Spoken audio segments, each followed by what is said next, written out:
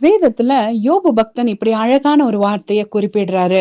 என் கண்களோட உடன்படிக்கை செய்த நான் ஒரு கன்னியின் மேல் நினைவாய் இருப்பது எப்படின்னு சொல்லி. ஆமாங்க, வேதத்துல அவரை பத்தி சொல்லுது.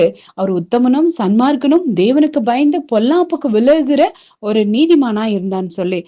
ஆமாங்க, அவர் அப்படி இருந்ததுக்கு காரணம் தேவனோட அவருக்கு ஒரு உடன்படிக்கை இருந்தது. அவர் தேவனோட உடன்படிக்கையில உண்மையா இருந்ததுனால பரிசுத்தமான வாழ்க்கை வாழ முடிந்தது.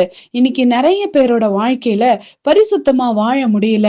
அவங்களோட வாழ்க்கையில பாவ போராட்டங்கள் அதிகமா காணப்படுதுன்னா, அவங்களுக்கு தேவனோட இருக்கிற உறவிலையும் தேவனோட இருக்கிற உடன்படிக்கையிலும் நிச்சயமா ஒரு குறைவு இருக்குது. அதனாலதான் பாவத்தை மேற்கொள்ள முடியல.